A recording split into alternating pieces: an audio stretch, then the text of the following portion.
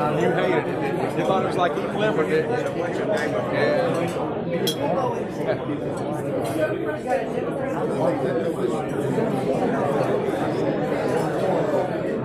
It's like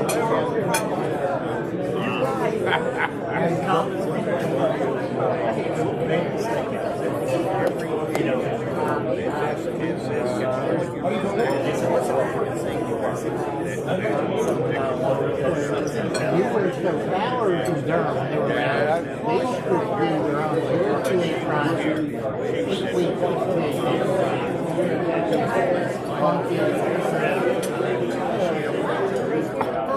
yeah.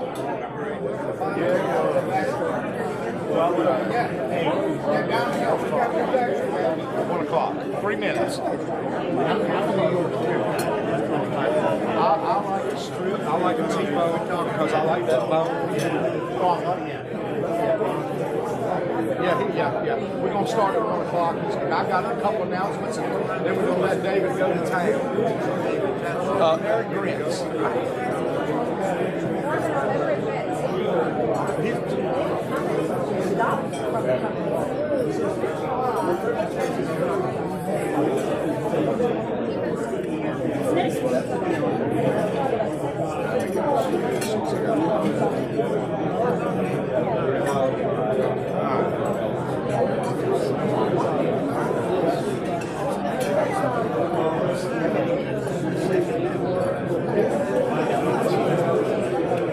That damn filet mignon, bud.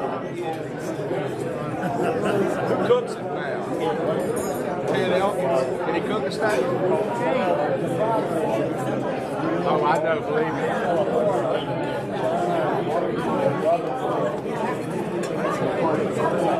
Yeah.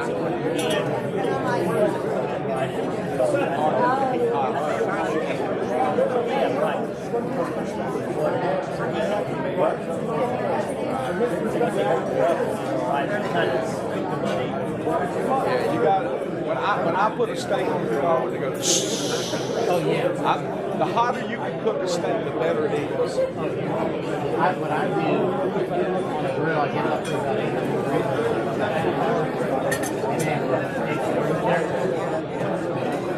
then throw in the quick cover. 1 minute, 1 minute. Take it out. I like it long in the middle.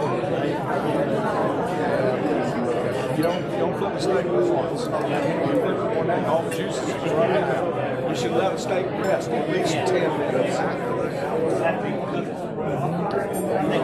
Like when I take a shoulder off, I let that thing rest an hour, 2 hours. Yeah. I got a pit cooker, but it's my axles have gone and it froze up and sets long. And I got one coming up from David Cross. I'm gonna bring my small cooker out there and do shoulders and stuff the whole haul. He ain't got enough people for the whole haul. I cheat on the barbecue. I got cook shack. Ain't no wood, ain't no barbecue. The little wood chips you put in it.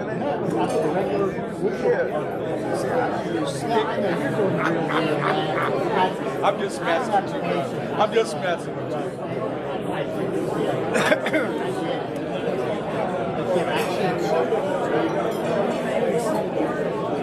Have fun.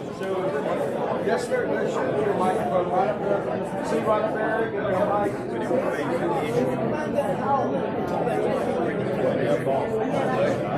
Hello. Hey, everybody. We're going to get started.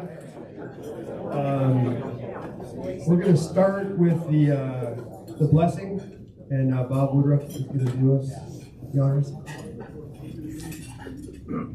I'd like to share today thoughts on thankfulness. Let's all live each day to the fullest and with thankfulness in our hearts.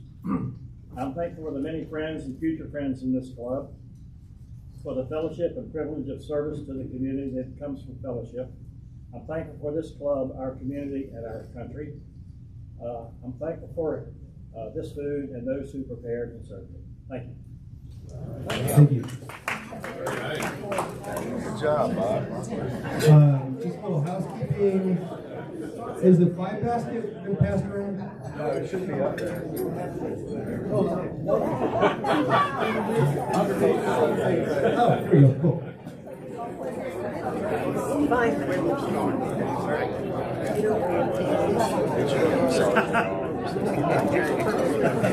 Okay, do we have any guests or visiting Rotarians? Any guests today? Bob, you got a guest? Yeah, there's some guests. Say it again. They didn't hear you. Hi, this is my guest, Kelly Holcomb. She lives here in Chapel Hill, originally from Michigan, is an attorney, works at Blue Cross Blue Shield of North Carolina, and we both serve on the Chamber Board of Directors together, and she's also on the Habitat for Humanity Board of Directors.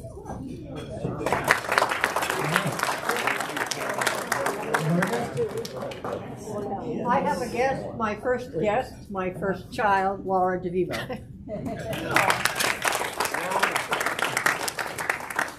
Okay, looks like that's it. One more? Where's that? Okay. I'll introduce Bob Ward's guest, his wife Ann, who now has better attendance than President Omar. All right. So for those of you who don't know me, my name is Eric Gilbert. I originally joined Rotary in late 2021. Like many of you, I was actually originally connected through Jim Hebner. Funny story about Jim.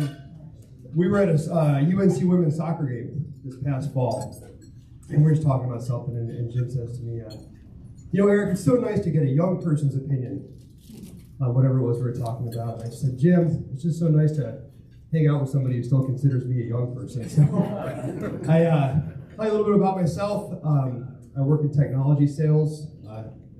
At work, I'm the old guy. That's not a lot of fun. And originally came down to North Carolina. I was born and raised in Buffalo, New York, and came down to Davidson College as a soccer recruit in the fall of 1989. January 1989, came down to visit as a soccer recruit, and it was an easy sell. The sky was blue instead of gray, the grass was green instead of white, and been here ever since. You know, coming down to North Carolina for the weather, it's been wonderful. And now my oldest daughter is a freshman in college at Santa Clara University because she wanted to go someplace with nice weather. And I do have a younger daughter who's a junior at East Chapel Hill who's just furious with us for letting her sister go so far away. At Davidson, I did meet my wife. We got married in 2000. Now, she's from southern Mississippi, just outside of New Orleans. So it's hard to get somebody much further north together with somebody from much further south. That's been interesting for both of us. Our first Christmas in Buffalo was in 2001, and she got to learn about lake effect snow. We got 7 feet of snow in 4 days. And she looked at me and she said, tears in her eyes, can we just come back here for 4th of July? And we have not been back in the winter since 2001. So now we spend our Christmases in Lake Dixie Springs, Mississippi. And we have a lot of lakes up in Buffalo, but none of them are named Dixie Springs. We have a lot of stories about that. So I do have one quick joke for you all. There's a big basketball game tomorrow. My joke is not going to be as funny as that game last year when there was 96 Duke alumni at Coach K's last game. That was pretty funny. It's going to be hard to top that. So, joke, what is the difference between a 3-month-old puppy and a Duke basketball fan? Puppy's got his eyes open. The puppy will eventually stop whining. All right. So, with that, we have an acting president today. Yep. Acting president. Acting Future president. We'll turn it over to him.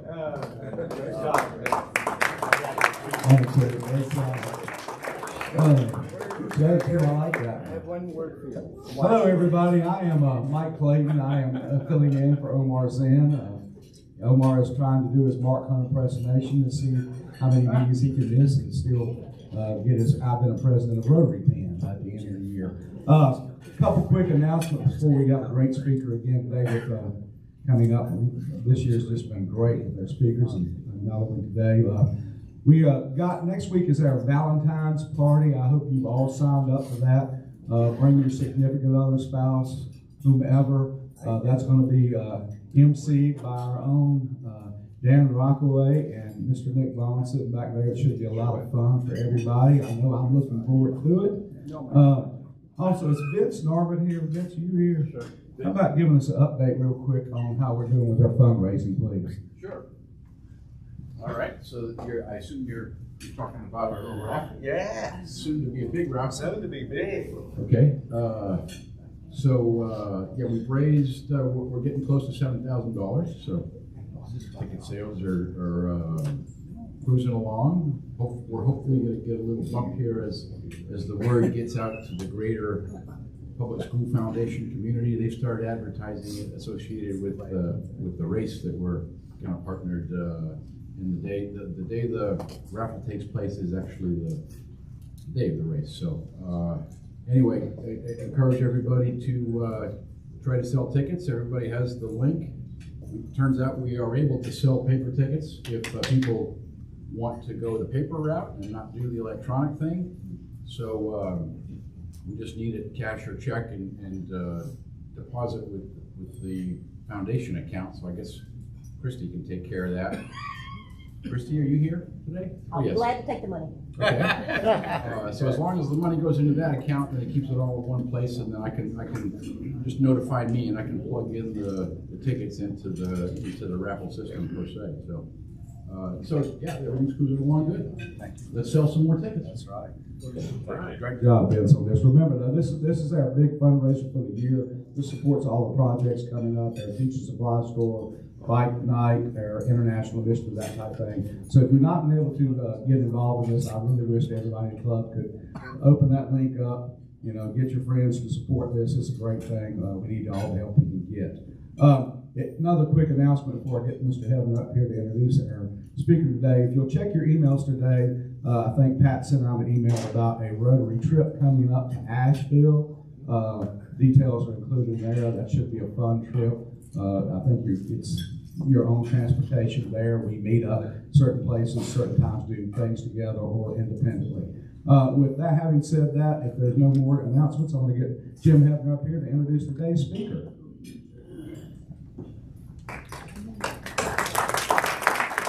So you can step up here. Because I'm old, I'm going to walk over here. I'm just showing off, Jim. Let me see. Maybe I can. Oh, there we go. Yes, he made it. Old. We can talk about old. Everybody, I am.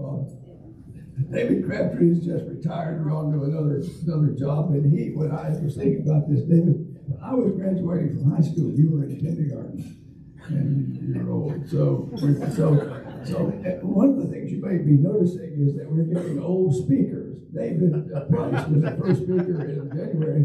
I'm trying to get them in because they do have some wisdom they can look back over the years. Remember when the telephone was invented and sort of stuff. And we go from David Price to David Crabtree.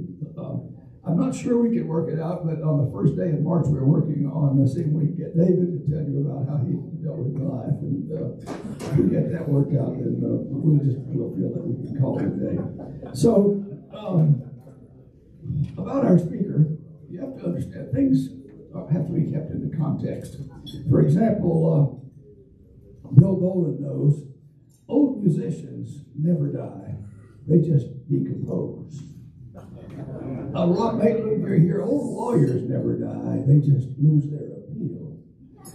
Lida, old accountants never die, they just lose their balance. And David Moreau, old professors never die, they just lose their faculties.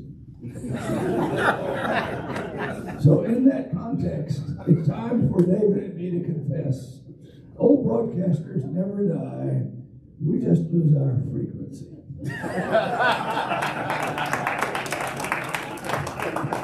And in this case, David Crabtree has just given up Channel 5, the frequency for which he became an iconic newsman across North Carolina.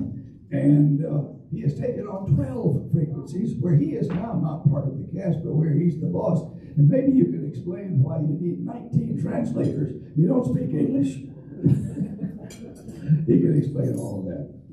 And so as I'm fading away as program chair, I did want to get David's worldview on the changes that he has seen from the vantage point of his anchor chair and his humanity. Extraordinary human being and a great professional broadcaster who has brings a wonderful view of the world.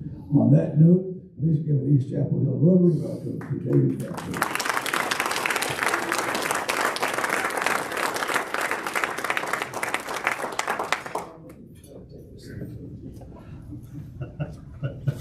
Be careful. Oh, Showing off. Doesn't it like being introduced? He said, I see you took the Safeway too.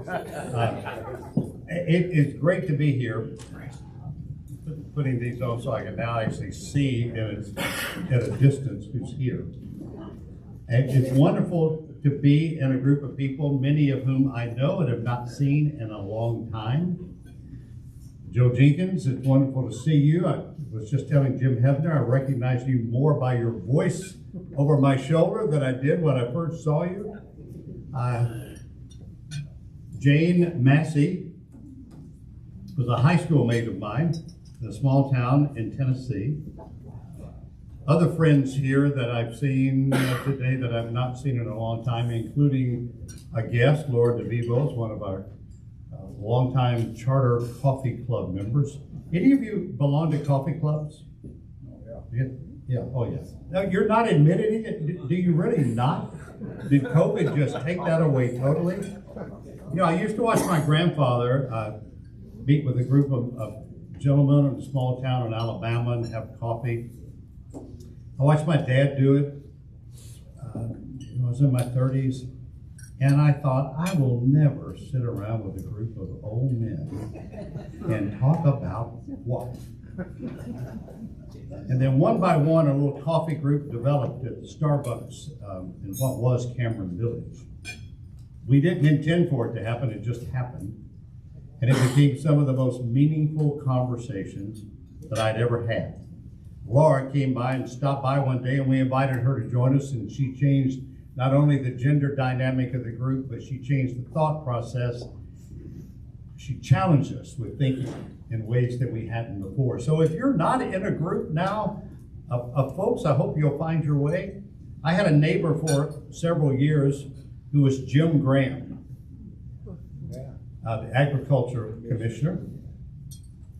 And I would come home from work after the 6 o'clock news, my phone would ring and it would be Jim Graham's voice, and David, let's have a drink.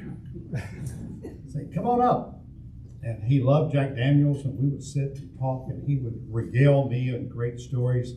But they often were centered around community and people he had met across the state and how important community is. And he told me a story about a coffee group. And a member of the group was named John. And for about 3 weeks, John didn't show up. Now this group, as esteemed as it was and benevolent as they gave themselves credit for being, didn't check to see where John was. They just sort of noticed he was not there. He finally shows up. John, where you been? Boys, I got married. John was 82, at a time when 82 was 82. Doesn't look that far off right now. I said, John, why did you get married? She must be a great cook. He said, no, we go out to eat almost every night. I said, she must be just beautiful, John. He said, well, all right. And this was pre-medication days, and they said, well, John, it's not about sex. And he said, no. said, well, John, why did you get married? He said, because she can drive at night. You know, I've told that story for years, and the older I get, the more people laugh.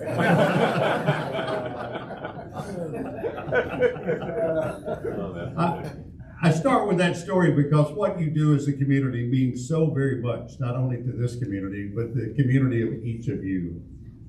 If you love and laugh with each other, you make it a tough act to follow to walk up here. I listened to the diversity of comments as I was at the door greeting people. But a couple of people said we could hire you as our greeter. Which I said, fine, I can do that. But I listened to stories.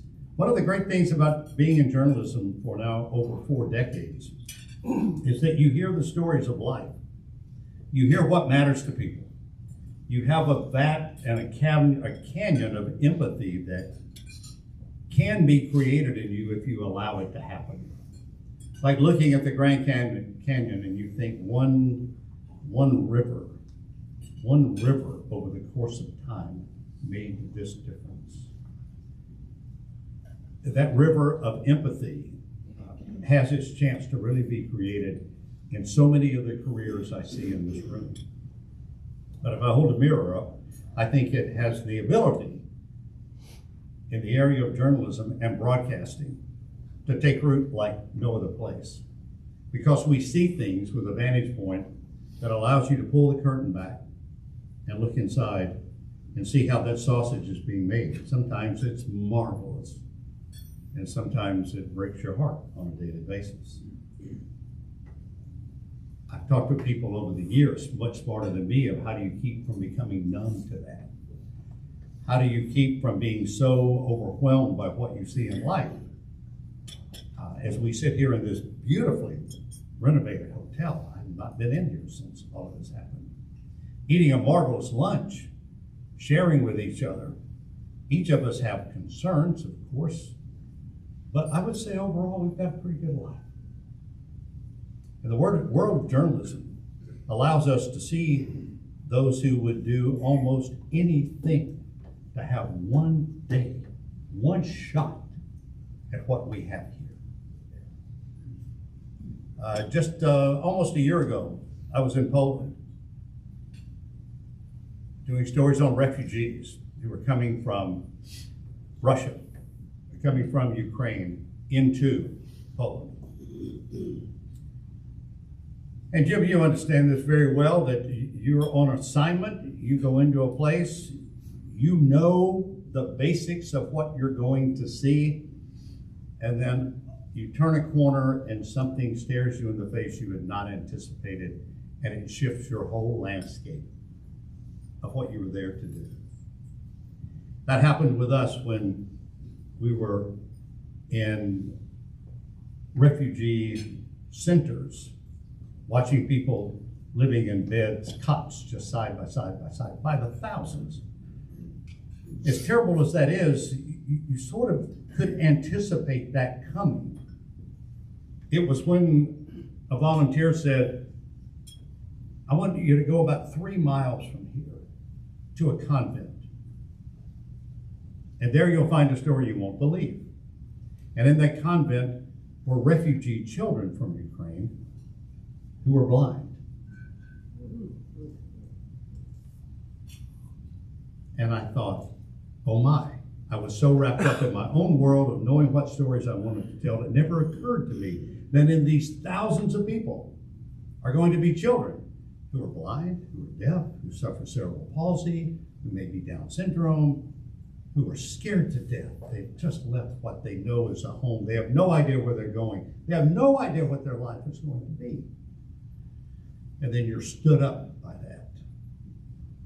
And you're facing humanity again, saying, how do we better tell the story that creates empathy? We can't create a movement to convince Vladimir Putin to stop, but we can say, did you think about this? Have you ever thought about this? I was in Fayetteville after Hurricane Florence, and the Cape Fear River was at its highest levels in history. And we're about to go on the air at 6 o'clock, and again, I've been in Fayetteville all day putting together stories that were predictable. And a woman walked up to me at 7 minutes before the newscast wearing a pink t-shirt that had been turned inside out so it would be clean when she walked up.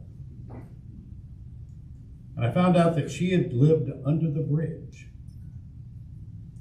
with a group of people. She was homeless. And now because of the rising waters, even the homeless had become homeless. She had nowhere to go. Everything she owned in the world was in a Harris Teeter grocery bag, including a bar of soap and a towel. And again, that moment of realization that says no matter where you are in life, no matter what's going on, your desire for dignity and cleanliness, whether it's emotional or literal, is always with us.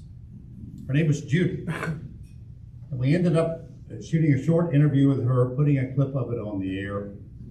And then so many people responded that I wanted to follow up about a month later and go and check on her. And I did, went back to Fayetteville, finally found her one afternoon, and as we were walking out of this convenience store where she was, the photographer I worked with shot some video of us walking out, and I've got my arm around Judy. I'm a relational person. And we only had enough time that afternoon when we returned to put a small clip of video on the air, but said, many of you have asked about Judy, and tomorrow I'm going to have an update. I saw her today. And with a great touch of irony, I went to a Harris Teeter that night after work, after the newscast was over. Small grocery store, Glenwood Village. I ran into a friend of mine, a woman who lives in the neighborhood, maybe a year or two younger than me, and she said to me the following: I'm looking so forward to seeing the story tomorrow night from Fayetteville. It was so good of you to do that. Were you afraid you would get lice? Let that sink in.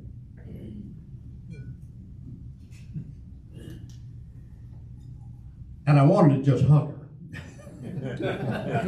See if she fainted. But I thought, no, don't become her. And I said, no, that I wasn't. And it's nice to see. That has really stuck with me about how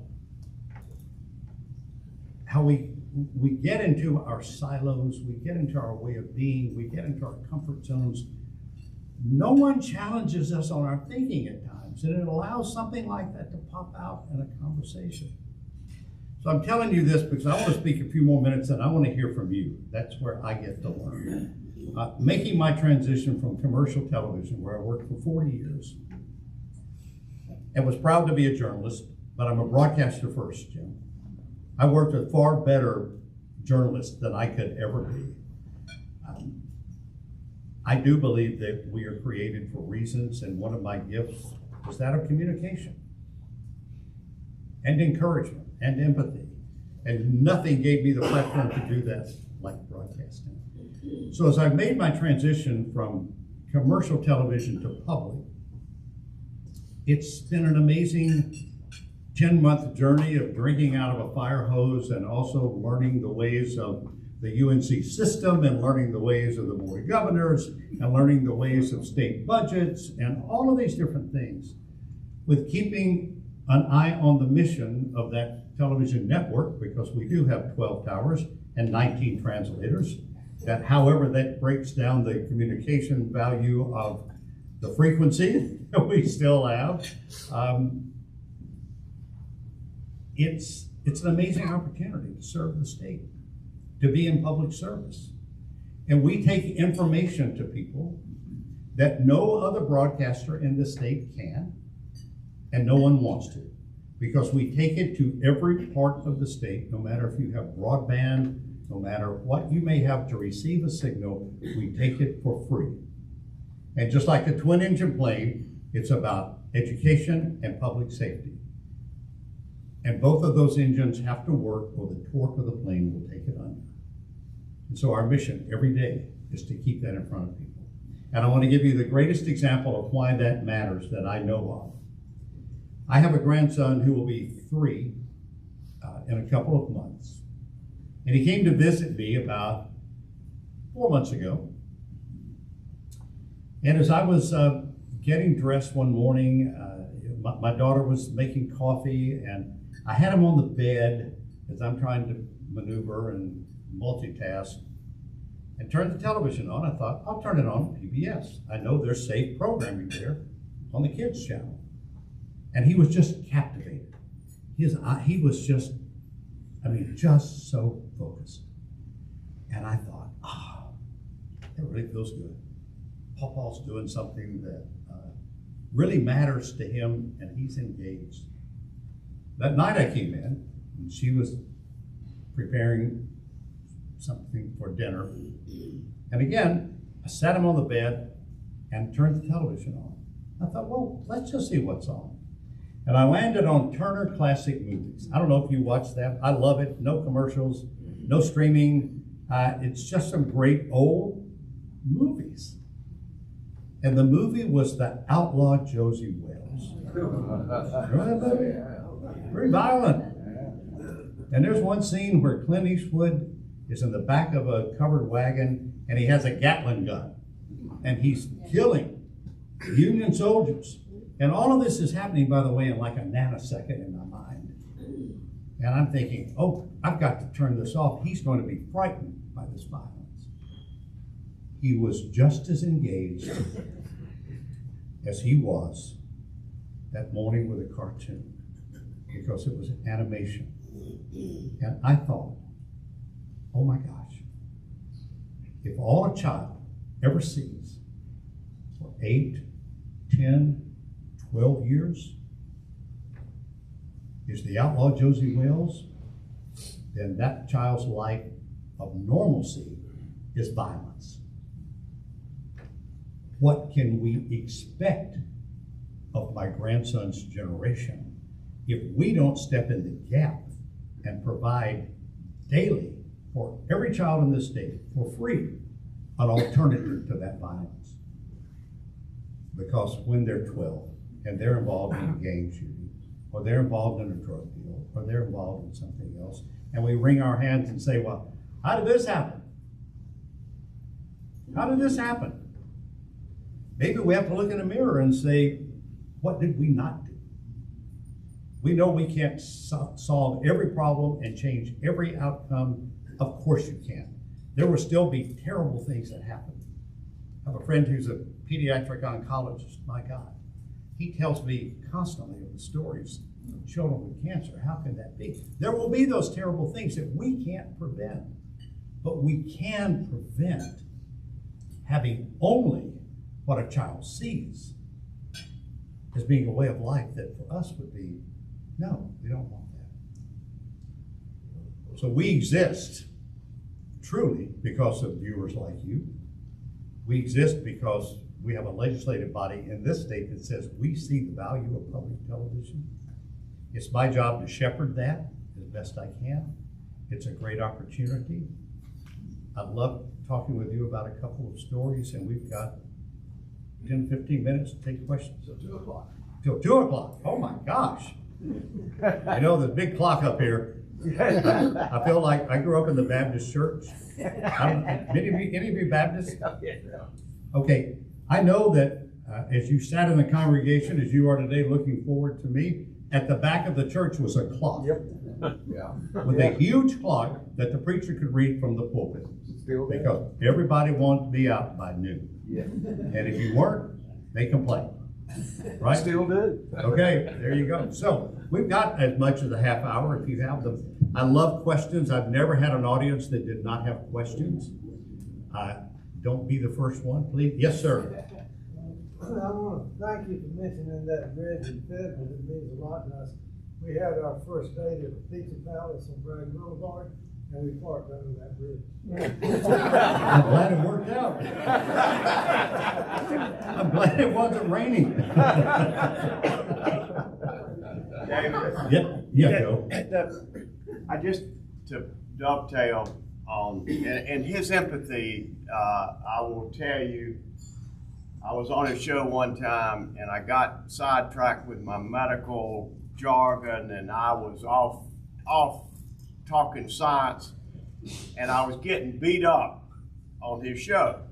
And he stopped and he said, Dr. Jenkins, I know you have empathy. And if he hadn't have stopped me, no telling where that would have ended up. And David and I have known each other for a long time. But I wanted to support something that David said. And if any of you have been into the little Methodist church in Blowing Rock, you know that they have guest ministers. And the High Point, the university head of their religion department, was there as a preacher for a long time, and I got to know him. And I asked him one time, I said, we talked about High Point. Every Wednesday night, it was a Baptist service. I said, who comes? He said, all the students. Fraternities, sororities. He said, it's packed. And then at Blowing Rock on Sunday, all these old people kind of look like us. And I asked him, I said, how much do you have to change your sermon? Thinking, he's got to rewrite the whole thing. And he said, let me ask you something. Who do kids believe in? And I said, well, sure not their parents. I said, no. He said, that's right. They believe in their grandparents. And I give the same sermon to those kids that I give to the grandparents on Sunday in Blowing Rock. To his point, it's up to us. Thank you, Joe. Jim. So, David, I'm going to sneak in two questions. One is over the time you were on the air for how long? You were on television for what, 25 years? 28 here, but total of 40. Okay, so we've seen the time change rapidly. So the first question is, how have you seen your work and your audience change from the time you started until the time you finished? And then secondly, the most interesting part of your biography was that you were covering a story on inmates on death row. And where is that? What prison was that? Central. It's Central Prison. And you wound up becoming a missionary or a minister to those inmates. So would you share with us how that came about, why you did it, and how did it not cause you depression? How did it? I'll be glad to. How did you process that as a meaningful activity? Thank you. I will go in order. How I watched audiences shift and change, how we deliver product over that 4-decade period, of course, has been incredibly drastic. I was talking with Jim at lunch thinking, when my grandson is my age, in 70 years from now, how will he receive and process information? I mean, maybe through his fingernail. Who knows what it might be? A device that is so tiny that people are processing 20 times more than we can process now, exponentially more. I don't know, but what I do know is what I've seen of how we cover news. I didn't work in the film era. I did work in videotape when it was heavy and cumbersome when we went to India to cover Mother Teresa's funeral in 1997. The equipment that we had to schlep and take with us that did not match the technicalities of the equipment in the United States. We had to take different equipment, have a transfer of it. It was incredibly cumbersome, and now we can literally do a live shot from Poland on this. So the technology has changed night and day. The audience has shrunk because there's so many ways you can get information now, and you get it when you want it. It's why sports departments changed so dramatically. We used to wait for baseball scores or basketball scores to come in. Now we're watching the game. I was Pine Knoll Shores New Year's Eve, the entire island went out, power, but I could watch the Ohio State game on my phone. I mean, it was astonishing. So the technology has changed. The attitudes of the audience have changed when you want the information, how you want it, who do you trust. People get confused over cables, the cable channels, and they say, how can Fox be allowed to say this? How can CNN be allowed to say this? how can MSNBC be allowed to say these things?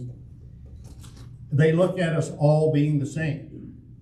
With just a very quick course on that the licensed stations, channels that carry ABC, NBC, CBS, PBS, and maybe not Univision, but at least the other four, we're all over the air, which means you can get us, as I said earlier, for free. You can watch us without having to pay 1 penny.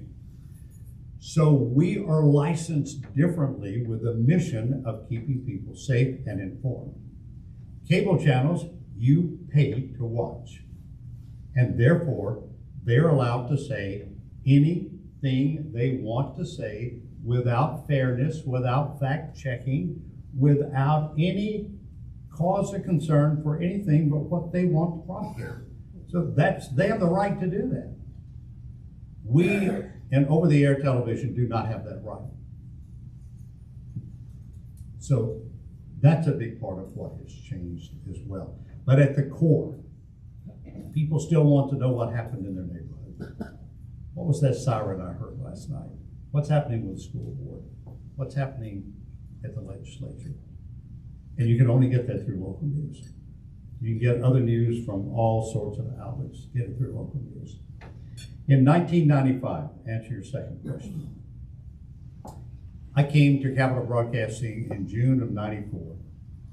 And in 1995, I was asked to put together, we had franchises in those days of covering things, and I was tapped to cover stories of faith, whatever that might look like.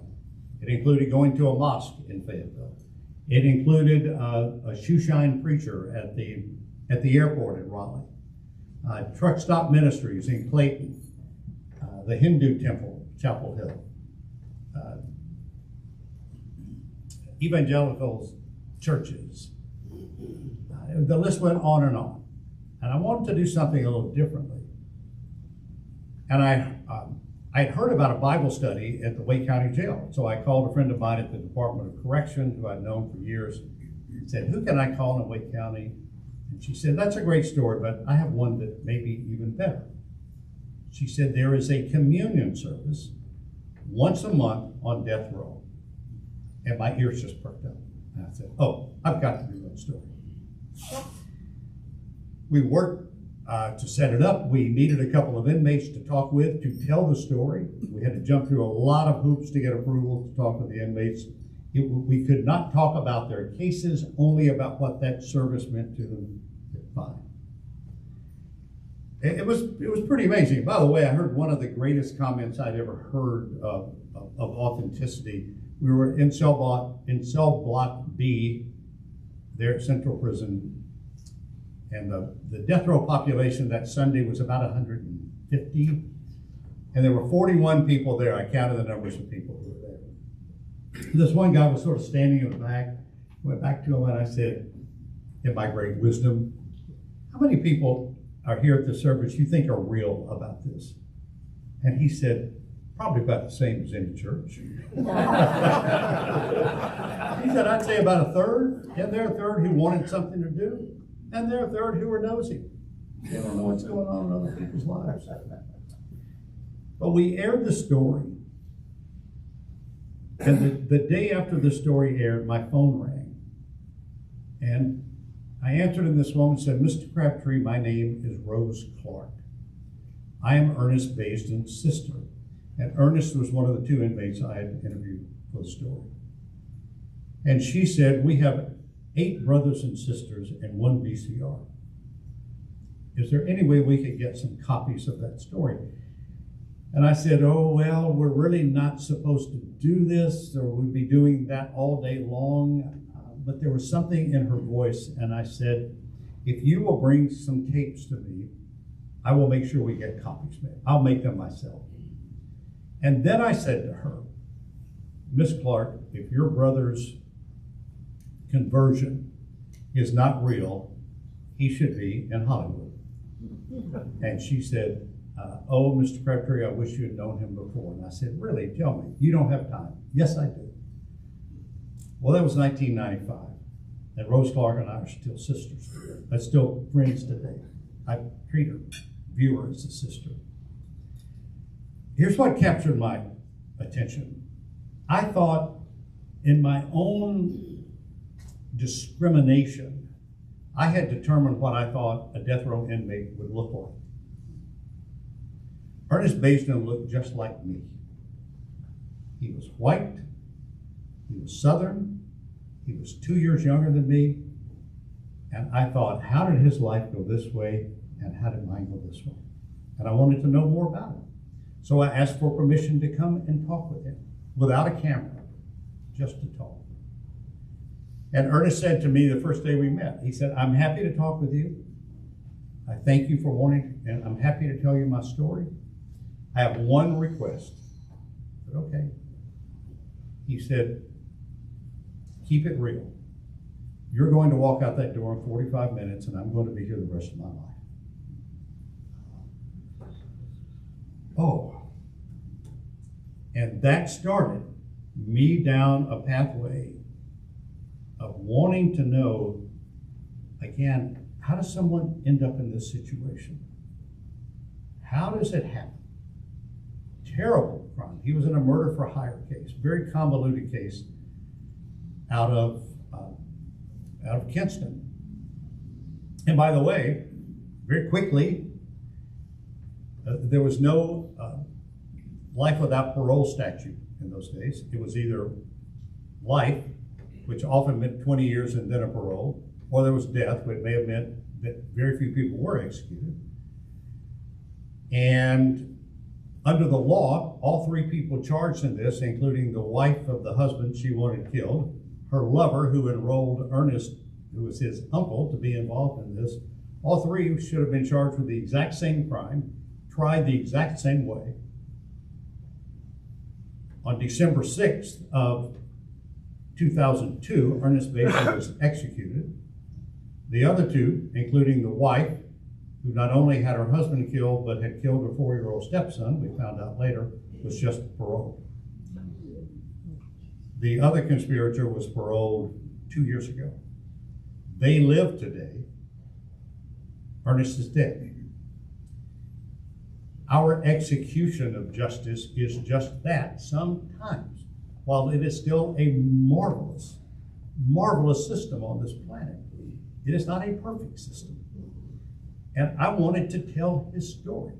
It led me to thinking, and I'd been very involved in the Episcopal Church up to that point, and I thought, something is calling me to spend time with these guys. And it led to my ordination as a deacon in the Episcopal Church with time to be spent on death row and on other end-of-life situations.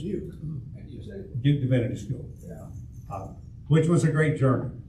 It was a magnificent journey. Because it's not religion. It's not the history of religion. It is of the divine. It forces you to look more inward into yourself.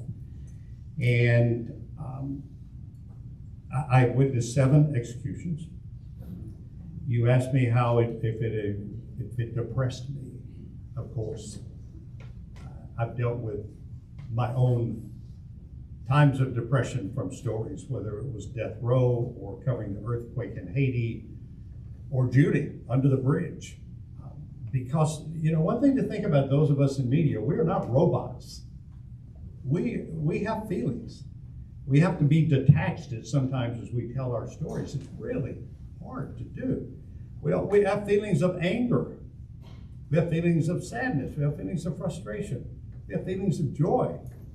We have feelings where we want to make a snarky comment sometimes. It's like telling an inside joke. It worked for that little crowd with you. What about everybody else that's been left out? Oh, you think that? I will tell you one story I would like to add, and I so value the joke. I really value the joke about the whining Duke fan. But in our coffee group, of which Lawrence heard me tell this story, we have some really devoted Carolina fans, right? I mean, devotees. And I was on a board at Duke Children's Hospital, and I was in the Divinity School, and I've gotten to know Coach K fairly well. We served on some committees together. And I was struck with our tribalism and how we love to hate an enemy. And we demonize people.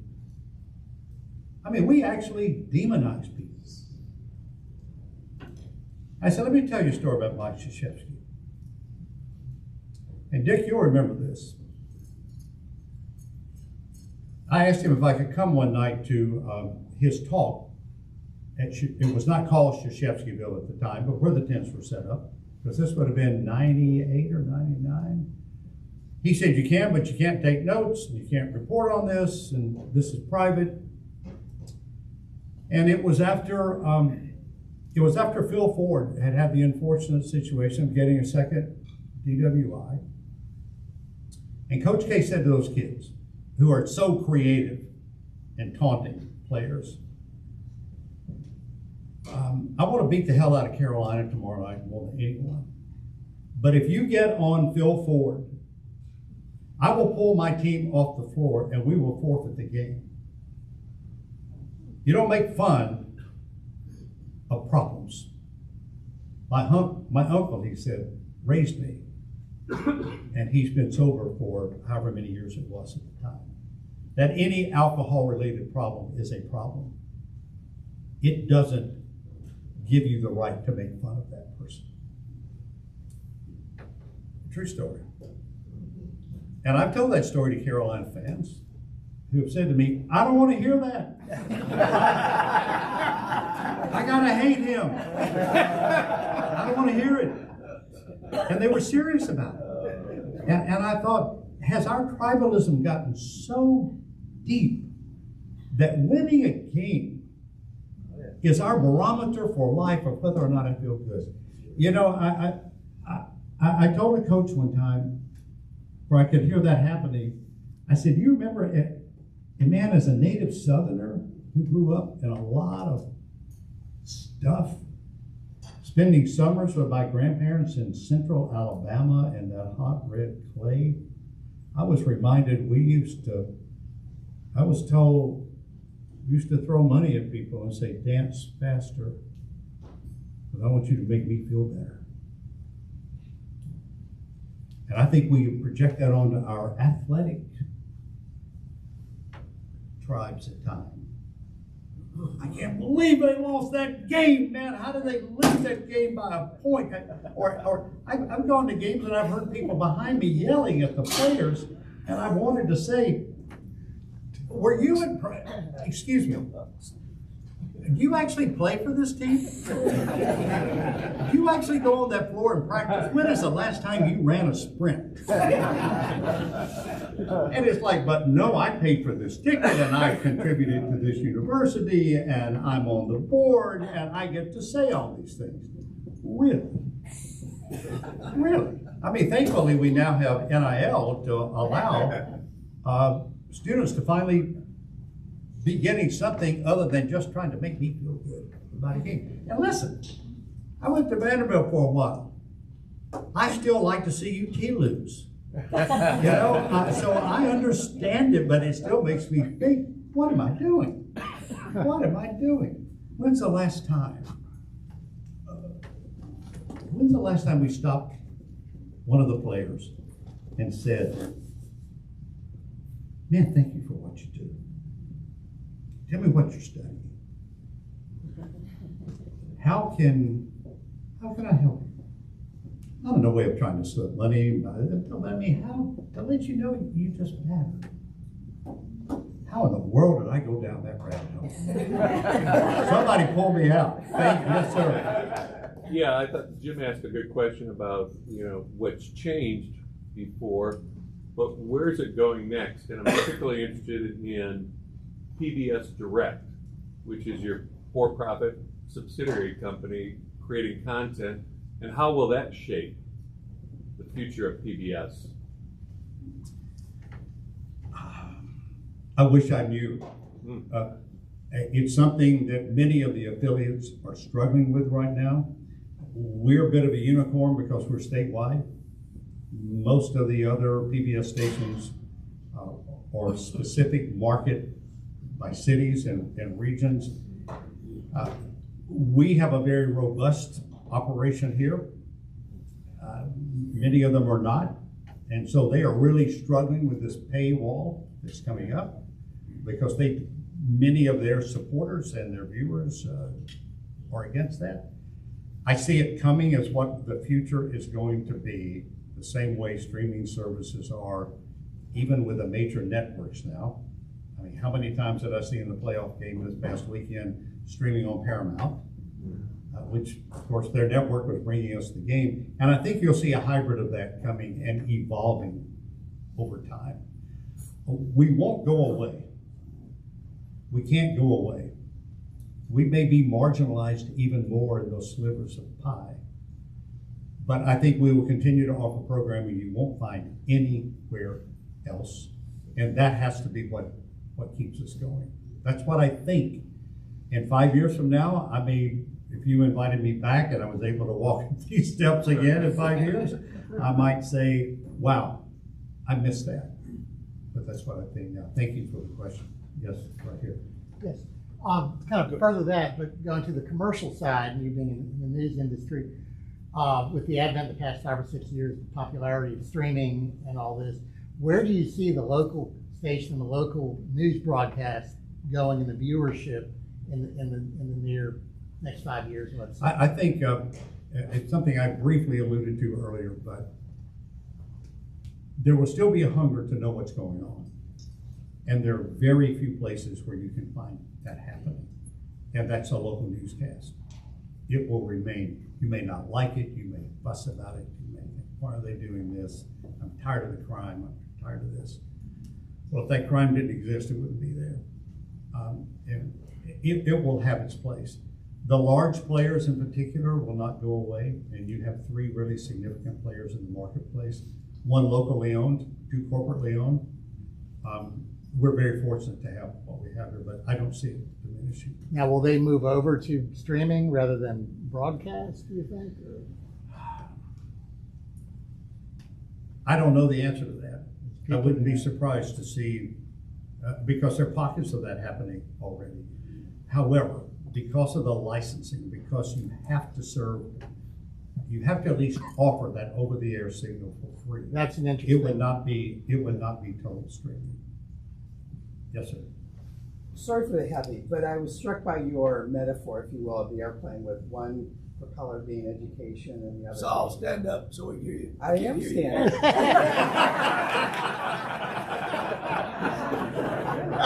Can you see me now? Sorry for the heavy, but I was struck by your metaphor of the airplane with one propeller being education and the other being safety. And so my question, if I could use that same metaphor in some respects, and I ask you to tap into your 40 years of experience in this space, how do you see, this is a what do you think question, how we can preserve the free, independent, unbiased press as a propeller, and if you will, democracy as the other? And I have thoughts about that. What are yours?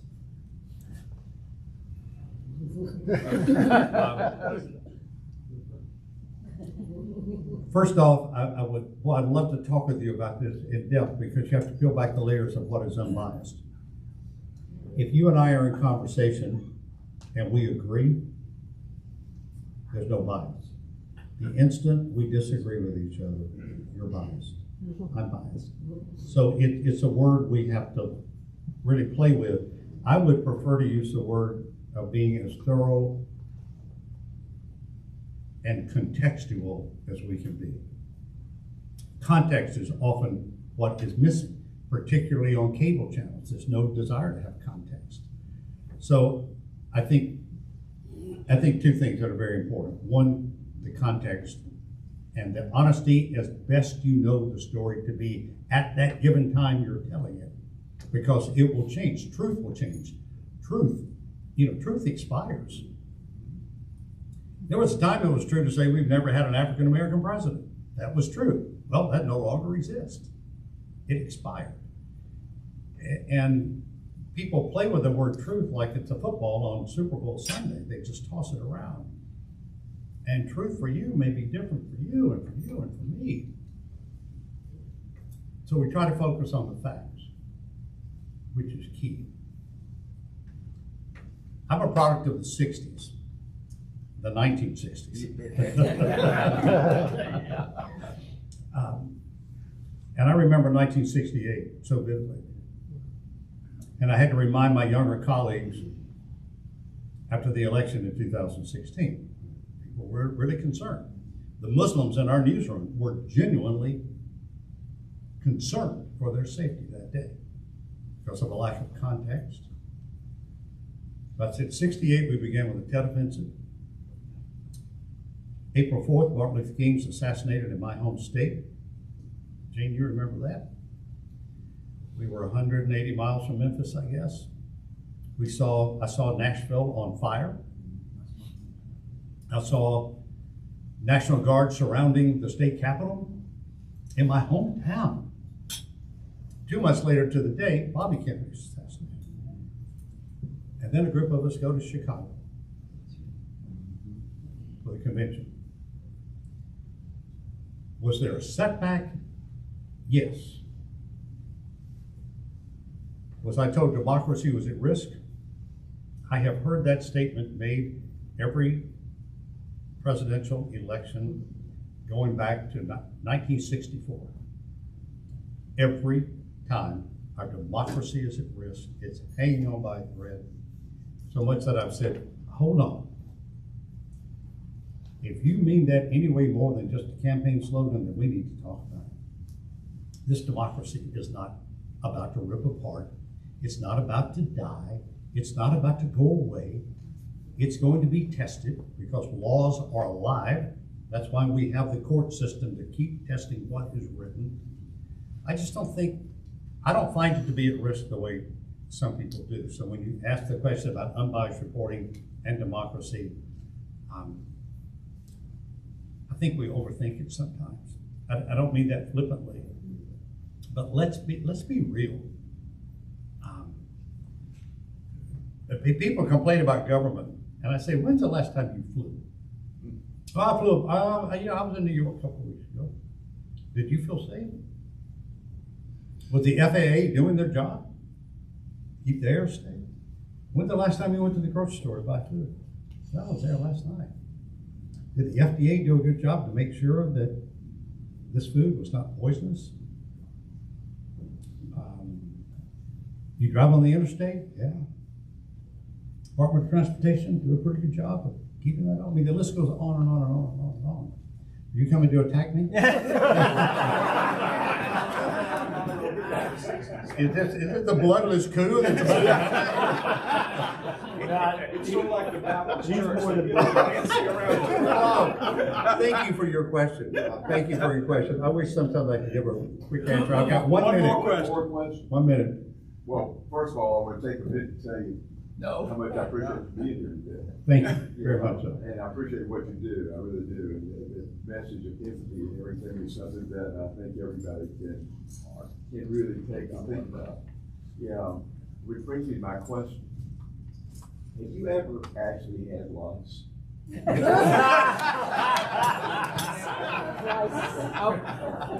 I can truthfully say no.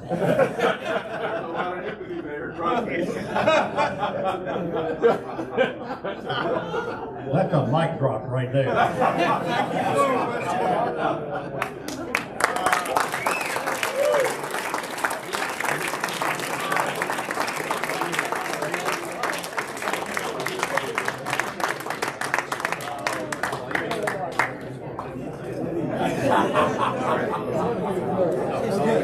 Okay, can I get my board members to stick around for a couple minutes after the meeting? We've got a couple of folks to vote in or vote on for admission to the club. Everybody, let's have a great weekend. Go Heels!